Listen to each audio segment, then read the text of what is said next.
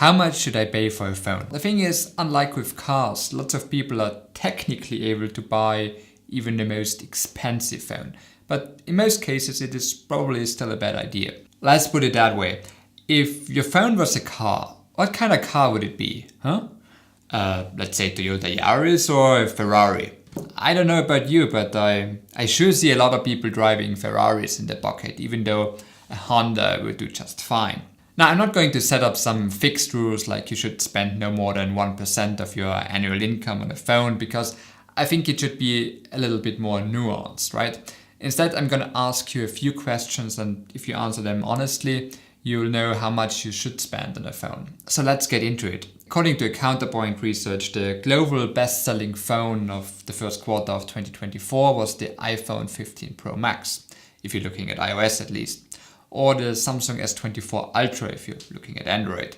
And at the opposite end, you're looking at something like a Samsung A15 or an iPhone SE 3rd generation here. And when looking at the cost of ownership over a period of 3 years, meaning you keep your phone for 3 years before selling it, the two expensive models come out to be around $700 each, whereas the cheap iPhone will cost you around $250 and the Samsung A15 would be the cheapest at around $110. If you want to learn more about how to calculate depreciation in phones and the whole concept of cost of ownership and which buying strategy is the best, I would recommend you to watch this video where I calculated the cheapest ways to own a modern iPhone. The link is right here. So, let's say over a period of 3 years, the difference is roughly $600 or about $17 a month. That's a Netflix subscription, or I don't know, eating out every 2 or 3 months, or one small vacation over the 3 years, or whatever else. I mean, you could invest it in an S&P 500 ETF, and based on average returns, you could probably make an extra $100 on top. And here comes the first question. Is the prospect of having an additional $600 or $700 a year helpful to you? Or put differently, does not having an extra $600, $700 to spend change your world in any way, shape or form? If you say, nope, doesn't really matter at all, then I would suggest you go out and, buy the phone you like at whatever price. In this case, you can also probably stop watching this video.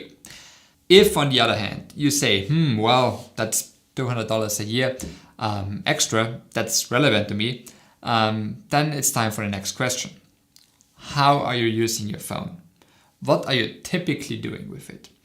I guess the number one thing for most of us is social media, right? Then maybe doing some Googling, email, video calls, text messaging, actual phone calls, I don't know, online banking, taking occasional selfies, holiday images, streaming your favorite show, listening to music.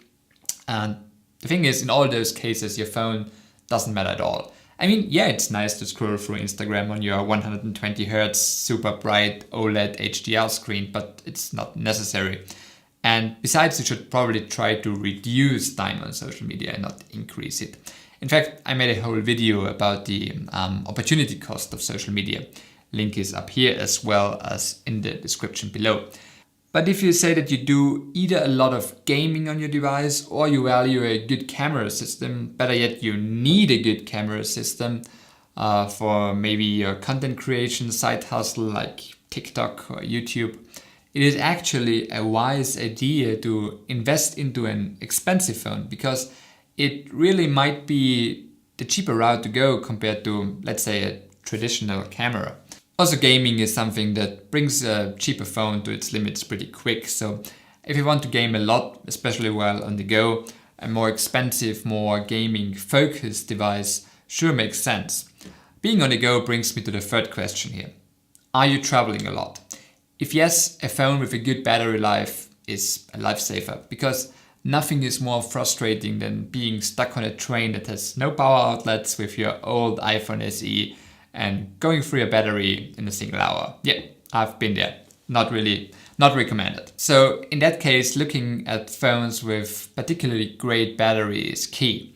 And these don't have to be expensive, by the way. Good battery performance can be found in any price range, really.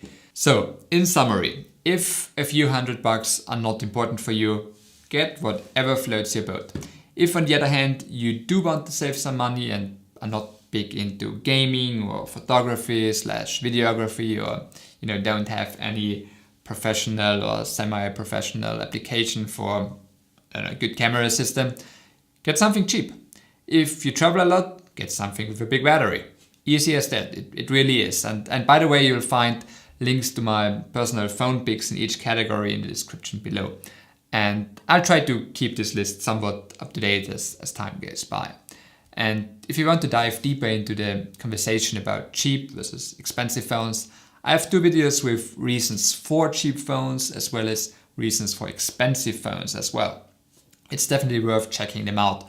Well, that's it for today. I hope you found that somewhat helpful. If so, it would be amazing if you could give this video a like and maybe consider subscribing for more content like this. Cheers and have a nice day.